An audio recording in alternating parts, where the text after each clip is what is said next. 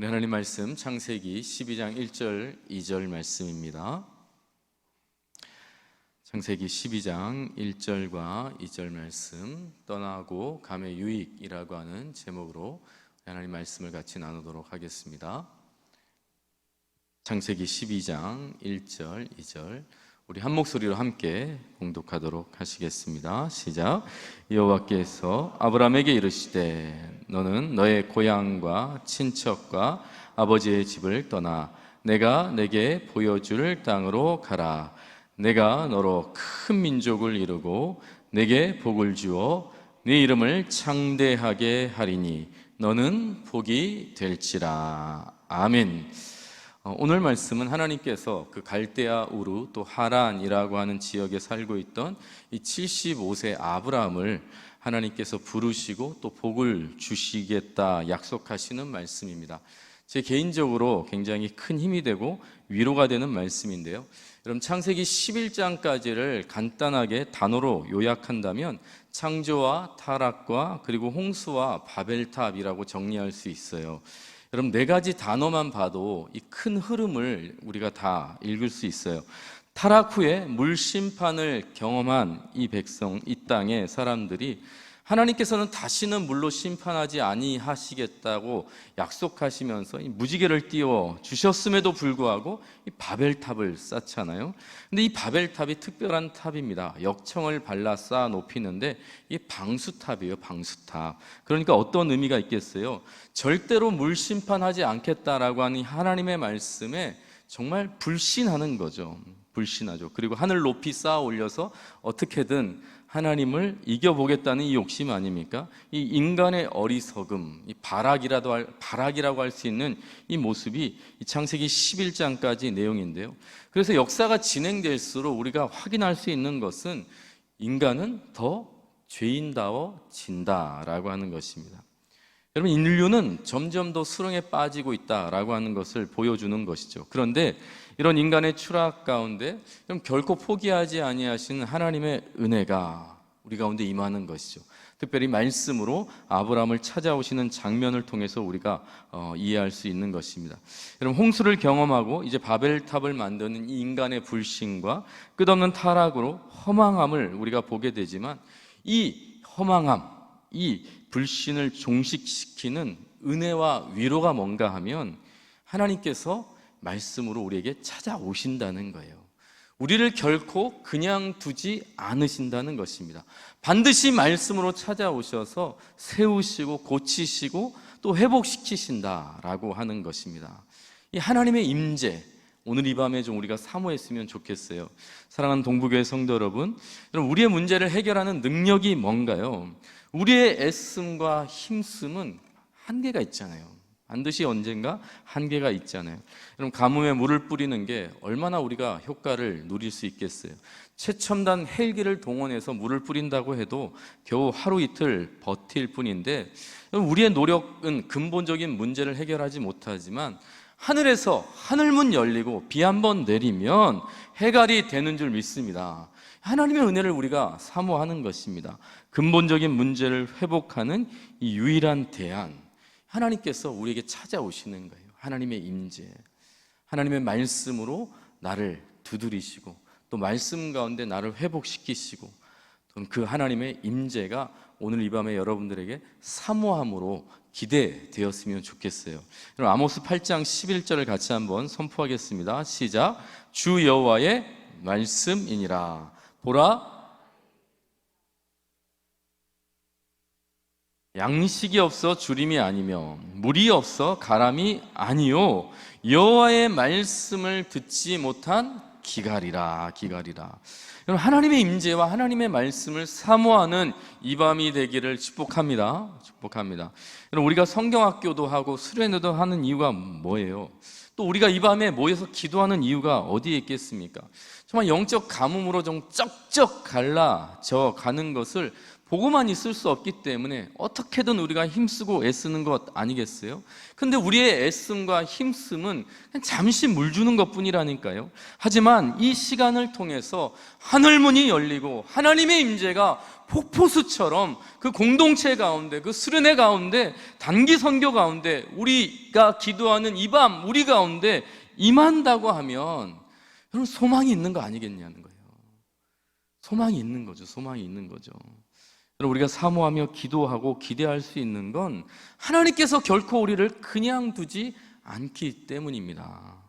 아브라함에게 말씀으로 찾아오신 하나님, 우리를 결코 포기하지 않고 하늘 영광 버리고 예수 그리스도를 보내신 그 하나님의 은혜를 사모하면서 오늘 이 밤에 말씀을 들으시고 기도하는 이 밤이 되었으면 좋겠습니다.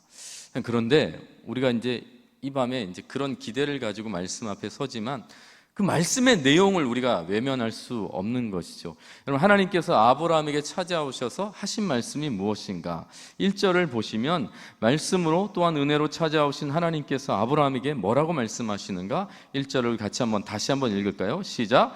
여호와께서 아브라함에게 이르시되 너는 너의 고향과 친척과 아버지의 집을 떠나 내가 내게 보여줄 땅으로 가라. 지금 하나님께서 아브라함에게 임재하셔서 말씀으로 찾아오셔서 떠나라고 말씀하세요. 가라고 말씀하고 있다라고 하는 것입니다. 사실 히브리어 원문에 보면 떠나라, 가라라고 하는 표현이 이게 한 번밖에 쓰여져 있지 않아요. 그러니까 떠나라 하는 것과 가라는 것이 같은 의미로 쓰여져 있는 것이죠. 여러분, 말씀으로 찾아오신 하나님께서 왜 아브라함에게 떠나라라는 말씀을 하셨을까요? 왜 가라는 말씀을 하셨을까요? 오늘 말씀에 보면 꼭 집어서 무엇을 떠나라고 하죠? 고향과 친척과 아버지의 집을 떠나라고 하잖아요. 땅과 공동체와 이 아버지의 품을 떠나라는 것인데, 여러분, 고향, 친척, 아버지의 집은 사실 아브라함이 지금까지 가장 편안하게 거했던 곳이죠. 가장 안정감을 누렸던 장소이죠. 가장 익숙한 곳이었단 말이에요. 그런데 하나님께서 떠나라는 거예요. 떠나라는 것입니다. 그럼 한번 제가 물어보겠습니다. 아브라함이 75세의 부름을 받았으니까 여러분도 75세다라고 생각을 하시고 한번 답을 해보시면 좋겠어요. 여러분, 요즘 어디 가고 싶으세요? 생각 없이 또 여행 가고 싶다 이렇게 얘기하시면 안 돼요. 여러분 지금 몇 살이시라고요? 예, 그런 나이라고 한번 생각하고 아브라함의 처지라고 생각하고 어디 가고 싶으세요? 어디 가고 싶으세요? 죄송합니다. 여러분, 알 만큼 알고 또 살 만큼 살아보고 누릴 만큼 다 누려보셨어요. 먹어볼 만큼 다 먹어보신 거예요. 75세 우리 형님들 또 누님들께 다시 한번 물어보겠습니다. 어디 가고 싶으세요? 어디 가고 싶으세요? 그럼 저희 아버지가 이제 70세가 좀 넘으셨을 때였던 것 같아요. 제가 이제 전화 통화를 한번 하면서 아버지 좀 부산 한번 내려오시죠. 한 2번인가 내려오신 기억이 있거든요. 그런데 제가 또 한번 내려오시라는 말씀을 드린 적이 있는데 저희 아버지께서 뭐라고 하셨는지 아세요? 네가 와라 이렇게 얘기하셨어요. 뭘 내려가, 네가 와라 이렇게 하셨어요. 그러면서 하신 말씀이 요즘 다리가 잘 붓는다는 거예요. 차에 오래 앉으면 너무 아프다는 거예요. 당 조절이 어렵다는 거예요. 네가 와라, 네가 와라. 다니시기 쉽지 않은 거죠. 여러분, 어느 신문에 제가 보니까 우리나라에 2019년에 분양한 아파트 중에 가장 긴 이름들이 있더라라고 이제 신문에 났어요. 3위가 뭐냐 하면 경기 평택시에 이런 이름의 아파트 단지가 있다고 합니다. 평택, 고덕, 국제, 신도시, 고덕, 파라곤 2차. 이게 3위, 16글자 아파트 단지 이름이래요. 2위는 인천광역시 영종도에 있는데요. 영종, 하늘도시, 유승, 한내, 들, 스카이, 스테이 17자 2위예요. 2019년 이야기입니다. 2019년 이야기. 1위는 대망에 이르는 경기 이천시인데요. 이천, 증포, 삼지구, 대원, 깐따빌 2차 더 테라스인 것으로 나타났다. 무려 18글자다 이렇게 기록이 있어요. 여러분, 서울에서 가장 긴 이름의 아파트도 2019년에 이런 아파트 이름이 있다고 해요. 한신, 양재, 신동아, 파밀리에, 더 퍼스트, 15글자라고 합니다. 그럼 부산에는 어떤 아파트 이름이 제일 길까요? 제가 잘 몰라요. 안 찾아봤는데 아마 막상막하라는 생각이 들어요. 여러분, 왜 이렇게 이름을 어렵고 또 길게 지을까요? 이유가 있대요. 브랜드 아파트가 생겨서 이렇게 이름을 짓는다고 하고요. 여러분, 옛날에는 한 건설사가 건물을 지었는데 이제는 그렇게가 쉽지 않으니까 2개, 3개 건설사가 합쳐서 이름을 짓다 보니까 자기 건설사 이름을 내세운 거예요. 다 같이 거기에 다 집어넣는 거죠. 또 있대요. 새로 개발하는 택지 지구가 많아져서 이런 이름, 어려운 이름을 짓는다고 하더라고요. 그런데 재밌게도 이 뉴스의 마지막 기사에 이렇게 기록되어 있어요. 시어머니가 헷갈려서 못 찾아온다는 우스갯소리가 현실이 되고 있다. 이렇게 이제 기사가 마무리되더라고요. 여러분, 정말 안타깝지만 요즘 택시 타시는 분들이 많이 계시는데, 젊은 청년들이 핸드폰 어플로 예약을 해서 택시를 다 탄다고 해요. 그러니까 어른들은 하염없이 택시 기다리다가 허탕을 치는 일들이 꽤 많다라고 하는 기사를 제가 이야기를 들은 적이 있어요. 여러분, 우리가 나이가 익어갈수록 새로운 환경이 좋으세요? 아니면 익숙한 환경이 좋으세요? 익숙한 환경이 좋죠. 익숙한 환경. 그럼 찾아가는 게 좋아요? 찾아오면 좋겠어요? 그냥 저는 가만히 있고 좀 왔으면 좋겠지 않습니까? 그럼 다 비슷할 것 같아요. 여러분, 아브라함이 몇 살이라고 했죠? 하나님의 부르심을 받을 때 나이가 75세였어요. 하나님께서 찾아오셨어요. 그건 참 감사한 일인데 가라는 거예요. 떠나라는 거예요. 가장 편안한 곳, 가장 안정적인 곳, 가장 익숙한 곳을 떠나라는 거예요. 가라는 거예요. 여러분, 2절에 보면 목적이 있습니다. 2절도 같이 한번 읽읍시다. 시작. 내가 너로 큰 민족을 이루고 내게 복을 주어 네 이름을 창대하게 하리니 너는 복이 될지라. 여러분, 왜 떠나라고요? 왜 가라고요? 한마디로 하면 복 주시려고 떠나라라고 말씀하신다라고 하는 거예요. 여러분, 아브라함이 있던 본토 친척 아비의 집은 그때 당시 굉장히 유명한 문명의 그 발생지인 거 아시죠? 메소포타미아 문명, 오리엔트 문명이 발생한 곳이에요. 그러니까 사람이 가장 많은 곳이었다고요. 돈이 많은 곳이었어요. 우상이 많은 땅이었어요. 여러분, 풍요의 땅이었다라고 하는 것입니다. 사람이 거할 만한. 그런데 떠나라고 하시는 건 지금 어떤 의미가 있는 거예요? 너가 구하는 그 땅은 진짜 복 있는 땅이 아니라고 하는 의미가 있는 거죠. 뿐만 아니라 게다가 그것을 떠나라고 하는 것은 그 복은 하나님께서 정말 너에게 주고 싶은, 우리에게 주고 싶은 그 복은 그곳에서는 절대 누리지 못하는 복이라고 하는 의미가 있는 거예요. 그러니까 떠나야 된다는 거예요. 여러분, 떠나봐야 아는 게 있어요. 요한복음 5장에 보면요, 베데스다 연못가에서 38년 된 병자가 앉아있는 장면이 있습니다. 여러분, 하염없이 그 연못을 바라보고 있는 거예요. 왜 그렇습니까? 그 연못이 동하기만을 기다리는 거예요. 그 연못이 동하는 그 순간 그곳에 가장 먼저 들어가면 모든 병이 씻어진다라고 하는 그 전설 따라 삼천리, 그거 믿고 여전히 그 못을 바라보고 있는 거예요. 여러분, 병자가 주님께 뭐라고 말합니까? 요한복음 5장 7절이에요. 병자가 대답하되 주여, 물이 움직일 때에 나를 못에 넣어주는 사람이 없어. 자신을 못에 넣어주는 사람이 없다는 거예요. 없어요. 그런데 내가 가는 동안에 다른 사람이 먼저 내려가나이다. 다른 사람들이 다 간대요. 먼저 다 앞서서 그 못에 들어간다는 거예요. 자기는 기회가 없는 거예요. 그런데 하염없이 기다리고 있는 거예요. 하염없이. 본인도 알아요. 아무도 자기를 그곳에 넣어주지 못한다는 걸 알아요.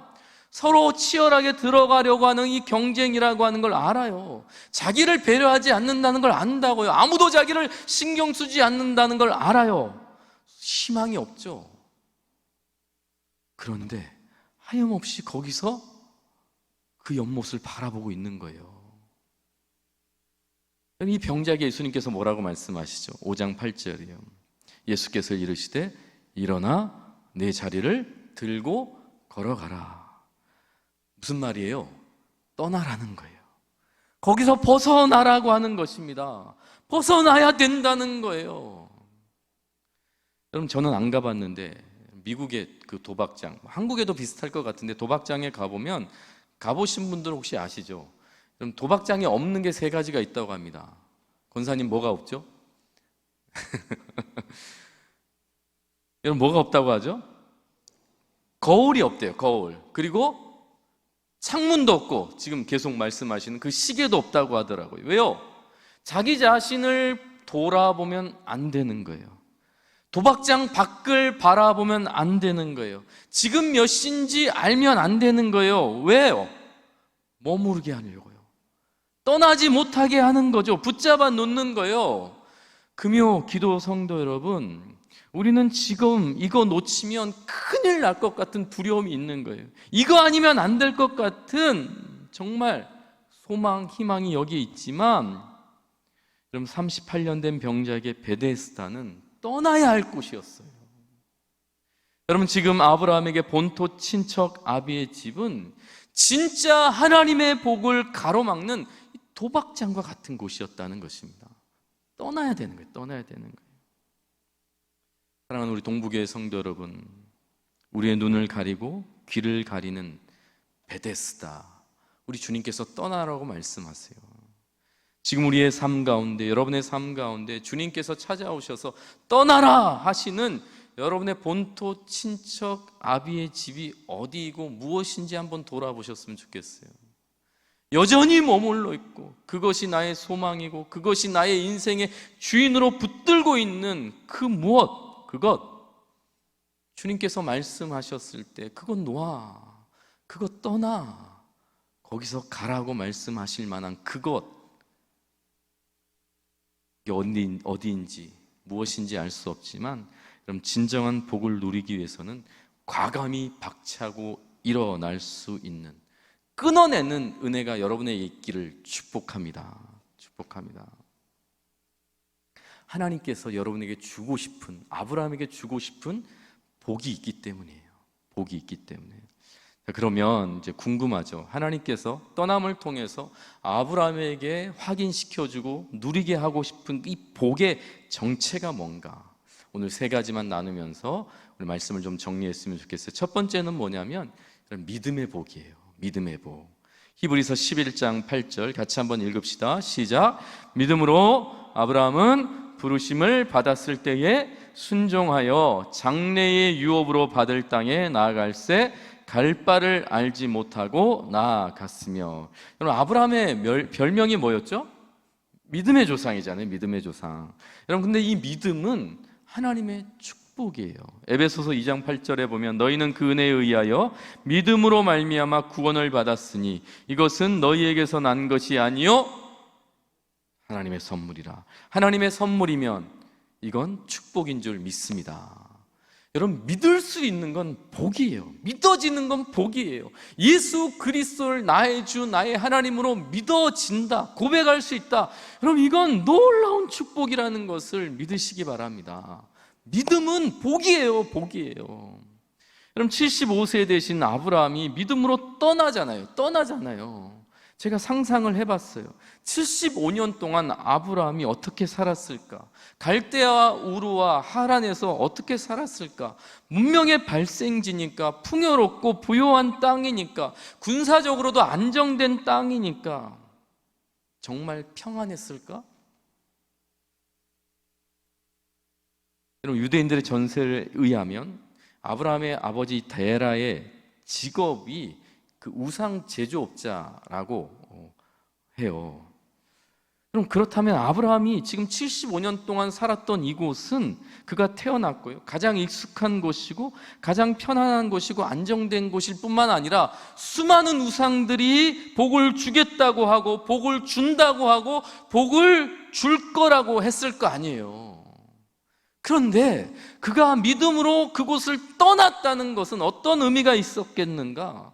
믿음으로 떠났다는 것은 그가 75년 동안 그 땅에 살았지만, 75년 동안 너무나 익숙한 땅이었지만 믿을 게 단 하나도 없었던 땅이라는 것을 예상케 하는 것 같다라는 생각을 했어요.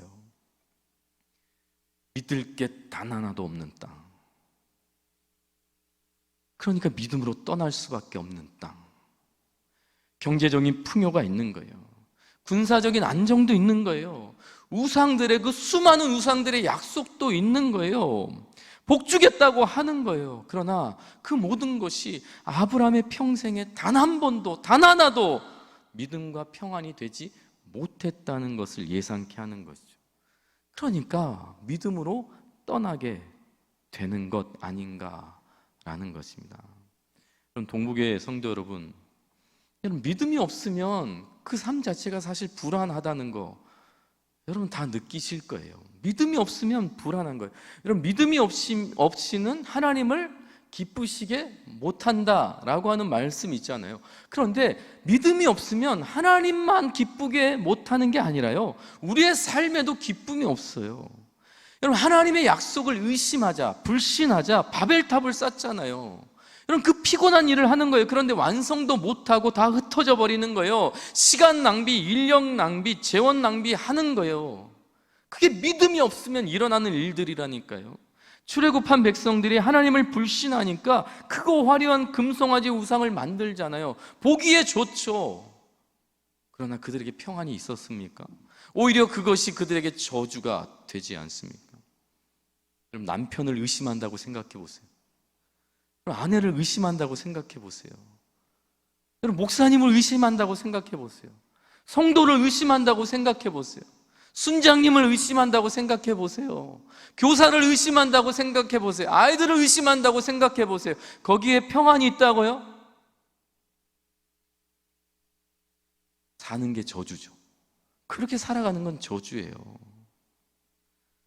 어느 재벌 총수가 그가 죽음을 맞이하게 되었을 때 그의 주변에 있던 사람들이 그를 위해서 신부님을 모셔서요, 성사를 베풀었다고 합니다. 거기다가 목사님들도 초청해서 말씀도 듣게 했다고 해요. 그리고 마지막으로 이 금으로 커다란 십자가를 만들어서 그의 가슴에 이렇게 올려놓고, 당신을 위하여 예수님이 돌아가셨으니 이제 믿으시고 천국에 가라고 간곡하게 부탁했다라고 합니다. 그런데 그분의 마지막 반응이 뭔지 아세요? 안 믿어져, 안 믿어져, 안 믿어져. 그럼 안 믿어지는 게 저주예요. 믿어지는 건 은혜요, 복인 줄 믿습니다. 믿어지는 게 복이에요. 믿어지는 게 복이에요. 여러분, 지금 이 시간에 여러분들이 기도하고 또 찬양하고 말씀을 듣는 이 자리에 나와 있는데 하나도 믿어지지 않는다고 생각해 보세요. 하나도 믿어지지 않아. 찬양을 하는데 그 고백들이 하나도 내게 와닿지 않는다고 생각해 봐요. 하나도 믿어지지 않는다고 생각해 보세요. 제가 말씀을 지금 선포하는데 이것이 나에게 하나도 믿음으로 내 마음에 와닿지 않는다고 생각해 보세요. 앉아 있는 게 고역이죠. 저는 청년들과 함께 필리핀 선교를 준비하면서 개인적인 바람이 있어요. 우리 청년들이 믿음으로 떠나는 이 짧은 여정을 통해서, 비록 일주일밖에 안 되는 이 여정이지만 한번 핸드폰 끊어보는 거죠. 끊어보는 거죠. TV도 좀 끊어보는 거예요. 그리고 내가 지금까지 누렸던 편안함과 안락함도 끊어보는 거예요. 이 세상살이 좀 분주하고 바쁘게 살았던 삶도 잠시 끊어보는 거예요. 그래서 믿음의 복이 얼마나 소중하고 귀한지 좀 깊이 경험하는 여정이 되면 좋겠다라고 하는 이 개인적인 기대가 있습니다. 청년들이 그런 여정을 통해서 이 믿음을 새롭게 누렸으면 좋겠어요. 누렸으면 좋겠어요. 하나님만 바라보고 걸어가는 길, 그것이 무엇인지 완전하게 이해할 수 없지만 조금이라도 좀 더 다른 환경 속에서 좀 더 깊이 경험했으면 좋겠어요. 사랑하는 우리 동북의 성도 여러분, 우리가 모두 선교 갈 수 없지만 우리가 굳이 먼 길을 떠나지 않아도 각자가 걷는 이 믿음의 길을 걸어가면서 끊을 건 좀 끊고 떠날 건 좀 떠나면서 그런 결단을 통해서 믿음을 더 풍성하고 더 깊고 진하게 경험하는 우리 주의 성도들 되기를 주님의 이름으로 축복합니다.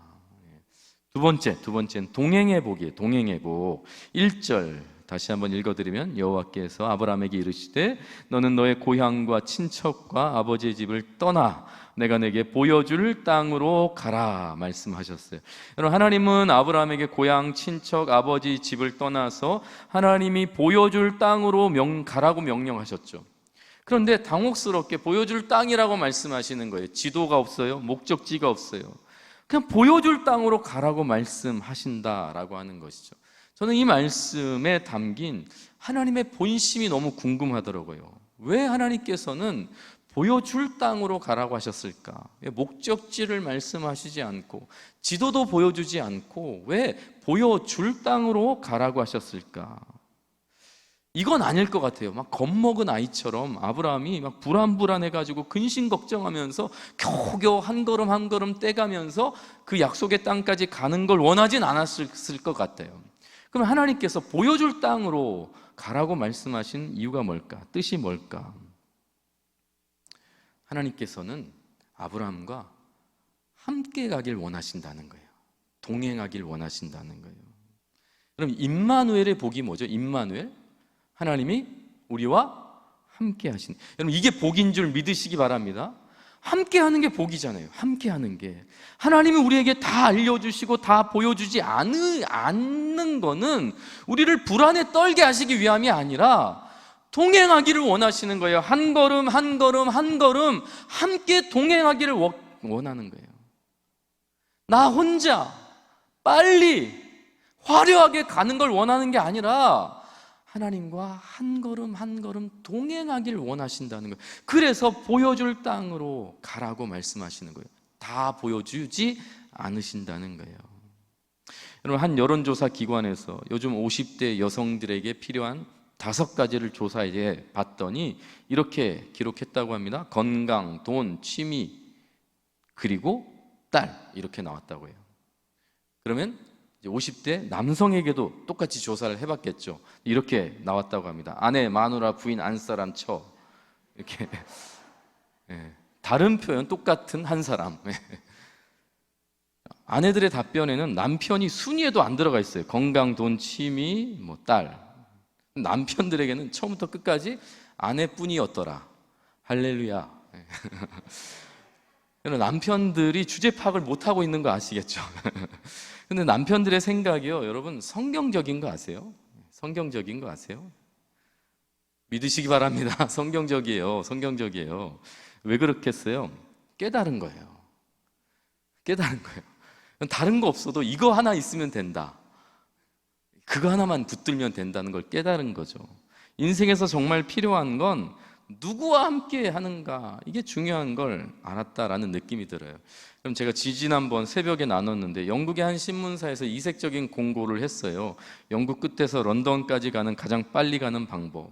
그럼 비행기를 타고 가도 되고, 뭐 기차를 타고 가도 되고, 자동차를 빨리 타고 가도 그냥 빨리 갈 수 있죠. 그러나 1위는 좋은 친구와 함께 가는 것. 그럼 가장 빨리 가는 방법이라고 이렇게 1위를 선정했다고 하더라고요.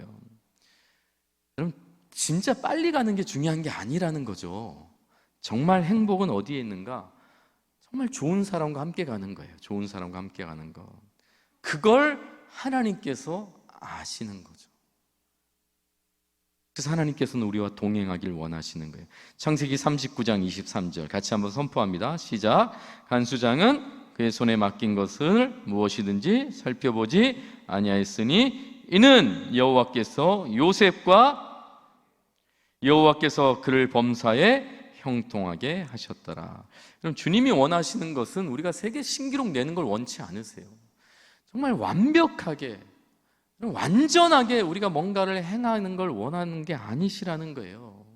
기네스북에 등재되고 사람들의 환호를 받고 잘한다 칭찬받는 거, 그걸 원하는 게 아니라 우리 주님이 정말 원하시는 것은 좀 늦게 가더라도, 좀 부족하더라도, 천천히 가더라도 주님과 동행하는, 주님과 함께하는 것, 그것이 복이라는 것을 누리길 원하신다는 것을 잊지 마시기 바랍니다.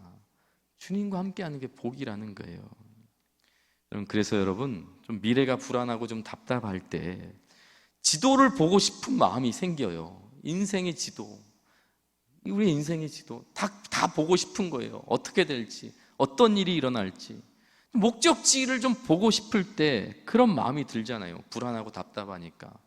그런데 이렇게 기도하셨으면 좋겠어요. 한 걸음 한 걸음 주 예수와 함께 걷게 하소서. 이것이 불안하고 답답할 때 여러분의 기도 제목이 되었으면 좋겠어요. 하나님께서는 절대 다 보여주지 않아요. 왜요? 우리 감당할 수 없기 때문에요. 우리가 다 감당할 수 없어요. 정말 하나님이 원하시는 것은 주님과 동행하는 한 걸음 한 걸음. 좀 어두워도, 좀 불편해도, 좀 힘들어도 믿음으로 걷는 이 길이 주님과 동행할 때 복이라는 것을 잊지 마시기를 주님의 이름으로 축복합니다. 마지막 세 번째, 내가 복이 되는 길인데요, 2절입니다. 내가 너로 큰 민족을 이루고 내게 복을 주어 네 이름을 창대하게 하리니 너는 복이 될지라. 사실 이 세 가지 복 중에 제가 제일 나누고 싶은 복이 이 세 번째 복인데, 여러분, 아브라함을 통해서 하나님께서 우리에게 주시고 싶은 복은 나의 존재 자체가 복이라는 것을 알려주고 싶으신 거예요. 존재 자체가 복이라는 거예요. 여러분들의 존재 자체가 복이라는 거예요. 안 믿으시잖아 봐요. 옆 사람 한번 쳐다보세요. 복입니까? 왼수입니까? 복이라고요. 복이라고요. 여러분들의 감정으로 보시지 말고 하나님의 마음으로 보시기를 바랍니다. 하나님께서 이렇게 말씀하시는 거예요. 아브라함이 75년을 살았던 땅이 어떤 상황이었는지 우리 다 알 수 없지만 충분히 예상할 수 있어요. 요즘 세상과 다르지 않았을 거라고요. 약육강식의 세상이었겠죠. 힘 있는 사람, 돈 있는 사람, 권력 있는 사람, 신분이 높은 사람, 그런 사람들이 부귀영화를 누리고 약한 사람, 부족한 사람, 못난 사람들을 착취하고 살았을 거라고요. 사람을 소중히 여기지 않았을 거라고요. 사람을 물건처럼 평가하고 판단하고 그런 곳이었겠죠. 그러니까 하나님께서 떠나라고 말씀하시는 것 아니겠어요? 하나님께서 아브라함을 떠나라고 하시면서 진짜 복은 무엇인가? 너가 뭘 가졌는지, 그것 때문에 너가 복받았다라고 말하는 그런 세상이 아니라, 세상에 그 무엇 때문에 너는 복을 받았다라고 말하는 것이 아니라, 너가 이런 일을 했고 이런 일을 이뤘기 때문에 너가 복받았다라고 말하는 것이 아니라, 너의 존재 자체가 복이라고 말하는 이 은혜, 너가 누리길 원한다. 이것이 하나님께서 아브라함에게 보여주고 싶은 복, 알려주고 싶은 복이라고 하는 거예요. 어거스틴이라고 하는 사람이 이렇게 말했다고요. 지구상에 아무도 없다 할지라도 나 하나를 구원하기 위해 하나님께서는 예수를 십자가에 못 박히도록 하셨을 것이다. 여러분, 우리의 존재 가치가 얼마나 소중하고 귀한지 알려주는 거잖아요. 여러분, 그리스도 안에서 여러분의 자존감과 자신감을 회복하기를 축복합니다. 우리가 좀 병들어도, 우리가 좀 몰라도, 우리가 좀 못 가져도 하나님의 은혜 안에서 여러분 자존감과 자신감을 회복하기를 간절히 바랍니다. 간절히 바랍니다. 우리도 모르게 이런 말 하잖아요. 지지리도 복이 없다고. 지지리도 복이 없다고. 누구는 참 복도 많아. 나는 남편 복도 없는데 자식 복도 없어. 지지리도 복이 없다고 말하잖아요. 그런 말 하지 말라고요. 하나님의 은혜 안에서 존재 자체가 소중하다는 것을 잊지 마시기 바랍니다. 그럼 나 하나밖에 없어도, 여러분, 우리 하나님께서 나를 구원하기 위해서 예수 그리스도를 십자가에 못 박혀 죽이시고 부활시키신다는 것을 믿으시기 바랍니다. 나 한 사람밖에 없어도. 여러분, 마태복음 16장 17절 우리 같이 한번 읽읍시다. 시작. 예수께서 대답하여 이르시되 바요나 시몬아 복이 있도다. 이를 내게 알게 한 이는 혈육이 아니요 하늘에 계신 내 아버지시니라. 여러분, 예수님께서 말씀하시는 거예요. 믿음을 고백하는 베드로에게 바요나 시몬아 네가 복이 있다 말씀하세요. 바요나 시몬아 네가 복이 있다. 여러분, 예수님께서 사실 이 시몬에게 새로운 이름을 주셨잖아요. 베드로라고 하는 새로운 이름을 주셨는데 복이 있다라고 말씀하시면서 바요나 시몬아, 옛날 이름을 부르시는 거예요. 요한의 아들 시몬아 이렇게 부르신다고요. 여러분, 왜 이렇게 예수님께서 옛 이름을 부르시면서 복이 있다라고 말씀하시겠어요? 바요나 시몬아는 예수님을 모르고 살았던 그의 과거의 삶이었다고요. 아브라함의 75년과 같은 인생이었다고요. 근데 주님께서 의도적으로 이렇게 부르시는 거예요. 바요나 시몬아, 네가 복이 있다. 여러분, 베드로의 지난 과거가 어쩌면 실수도 많았을 것이고 아픔도 많았을 것이고 상처도 많았을 거예요. 죄책감도 많았겠죠. 다 잊어버리고 싶고 정말 모른 척하고 싶었던 그의 과거겠죠. 도저히 복 있는 삶이라고 느껴지지 않는 그의 삶이었겠죠. 아브라함의 75년과 같은 삶 아니었겠어요? 주님을 몰랐으니까 자기 마음대로 살았을 거 아니에요. 그런데 주님은 그가 어떻게 살았는지, 뭘 했는지 묻지 않으세요. 그것으로 판단하지 않고 그냥 그의 존재 자체가 축복이라는 것을 다시 한번 확인시켜 주는 거예요. 바요나 시몬아, 네가 어떻게 살았는지 중요하지 않아. 너는 하나님의 자녀야 라고 말씀해 주시는 거예요. 너는 원래부터 소중하고 특별하고 존귀한 하나님의 자녀란다. 너는 복받은 자야 라고 주님께서 축복을 선언하는 거예요. 그게 우리의 정체임을 믿으시기 바랍니다. 어떤 세미나에서 강사가 10,000원짜리 지폐를 높이 들고, 여러분 이 중에 이 돈을 갖고 싶은 분은 손을 들어 보십시오. 저도 이제 하고 싶은데 이제 이야기로만 할게요. 10,000원짜리를 듣고, 그래서 사람들이 다 손을 들었다고 해요. 그러자 이 10,000원짜리를 막 꾸기면서 그래도 갖고 싶은 분 손 드세요 그랬더니 또 다 들었다고 하더라고요. 이번에는 이 구겨진 10,000원짜리를 바닥에 떨어뜨려 막 발로 짓밟아 구겼다고 합니다. 그래도 갖고 싶은 사람 했더니 다 사람들이 손을 들었다고 하더라고요. 여러분, 가치는 변하지 않은 걸 믿으시기 바랍니다. 우리네 인생도 마찬가지예요. 때로는 땅에 떨어지는 때가 있어요. 심지어 짓밟힐 때도 있는 거예요. 상처가 나는 거죠. 눈물도 나고요. 정말 콧물, 눈물, 핏물 다 쏟을 때가 있는 거죠. 어떤 때는 내 인생이 무슨 가치가 있는가라는 생각이 들 때도 있겠죠. 그러나 그 어떤 상황도, 그 어떤 경우라도, 그 어떤 상처도 우리의 존재 가치를 훼손할 수 없다는 것을 믿으시기 바랍니다. 하나님의 자녀라고 하는 이 존재 가치는 그 무엇으로도 훼손당하지 않는다는 것을 믿으세요. 스바냐 3장 17절 선포하고 우리 기도하면 좋겠습니다. 같이 한번 선포합니다. 시작. 너의 하나님 여호와가 너의 가운데 계시니 그는 구원을 베푸실 전능자이시라. 그가 너로 말미암아 기쁨을 이기지 못하시며 너를 잠잠히 사랑하시며 너로 말미암아 즐거이 부르며 기뻐하시리라 하리라.